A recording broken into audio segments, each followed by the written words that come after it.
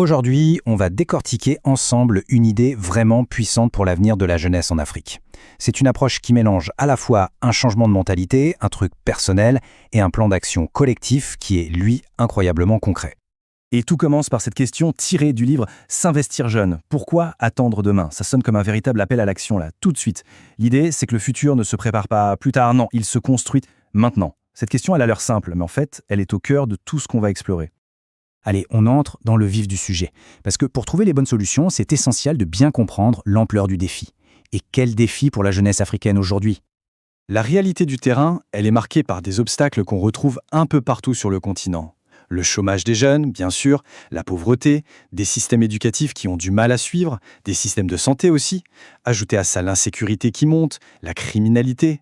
Et puis, il y a un autre facteur, la tentation constante des distractions, de tout ce qui peut nous éloigner de l'essentiel. C'est dans ce contexte, qui est vraiment complexe, qu'une nouvelle approche devient une pure nécessité.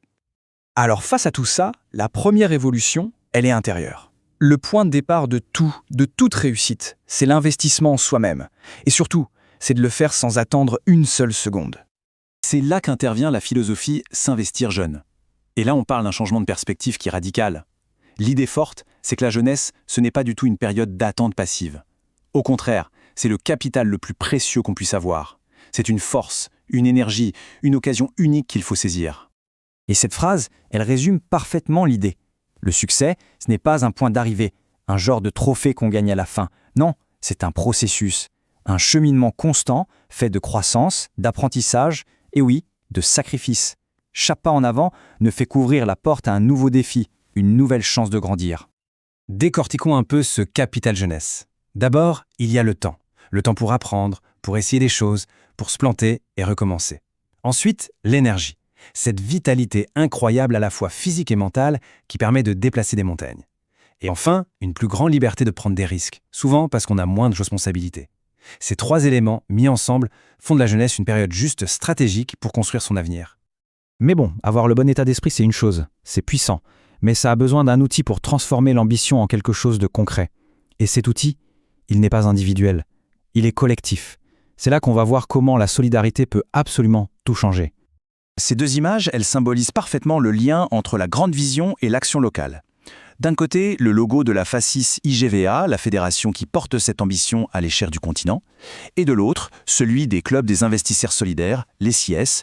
Eux, ce sont les unités d'action sur le terrain. C'est le cœur du réacteur, si on veut. Alors un CIS, ou CIJAL pour le nom complet, c'est quoi exactement ? Eh bien l'idée est d'une simplicité redoutable. Ce sont des groupes de gens qui décident de mettre leur épargne en commun, même des petites sommes, ça compte. Et avec cet argent, ils financent des entreprises locales, des projets viables et qui profitent à tout le monde. On passe de l'épargne de chacun à un levier de développement pour tous. Et la mission, elle est limpide, s'attaquer de front au chômage des jeunes. La méthode, c'est de créer un véritable écosystème d'entreprises solidaires, bien ancrées dans leur communauté. Des entreprises qui répondent à de vrais besoins et qui surtout créent des emplois qui durent. Évidemment, une ambition pareille, ça ne peut pas marcher au hasard. Il faut un cadre, des principes solides. C'est ce qu'on va voir maintenant, la structure et les valeurs qui sont le moteur de ces clubs d'investisseurs.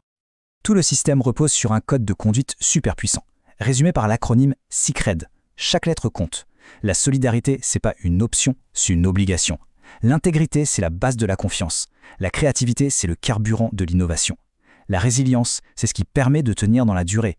Et enfin, la diligence pour s'assurer que tout est fait avec excellence. C'est vraiment la fondation sur laquelle tout est construit. Ce chiffre, 10. Il a l'air tout simple comme ça, mais en réalité, il représente le cœur de la stratégie de croissance de tout ce mouvement. C'est un objectif concret, tangible, qui transforme une belle idée en un plan d'action mesurable et franchement très ambitieux. Voilà ce qu'il y a derrière ce 10. Chaque année, l'objectif de la fédération, c'est de lancer et de développer 10 nouveaux réseaux d'entreprises solidaires. Ça montre bien qu'on n'est pas juste dans la philosophie, on est dans une machine conçue pour créer de la valeur économique et sociale, avec des buts précis et une sacrée ambition. On arrive tout doucement à la conclusion, le moment où toutes les pièces du puzzle s'assemblent. Et le message final, il est à la fois simple et incroyablement fort. L'avenir, ça se construit en équipe.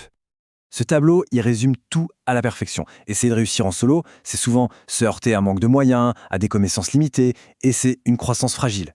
Mais réussir ensemble, dans un club, là, on partage le capital, on partage des risques, on profite des compétences de tout le monde, on a un impact sur toute la communauté, et on s'appuie sur un réseau qui est bien plus solide, bien plus résilient. Très concrètement, Qu'est-ce qu'on gagne à rejoindre un club d'investisseurs solidaires? Eh bien, c'est une vraie école de la vie. On y apprend la rigueur financière, on développe l'esprit d'équipe, la solidarité, et surtout, on participe à des projets qui existent pour de vrai. Et en plus, on intègre un réseau panafricain de jeunes qui ont la même envie, la même niaque. Et voilà, on termine sur cette question qui nous ramène au point de départ. Chaque jeune porte en lui une graine de réussite. La question, ce n'est donc pas de savoir si ce potentiel existe, il est là. La vraie question, c'est quelle action, même toute petite, peut-on poser dès aujourd'hui pour commencer à cultiver cette graine? Parce que le futur, il se met en marche maintenant.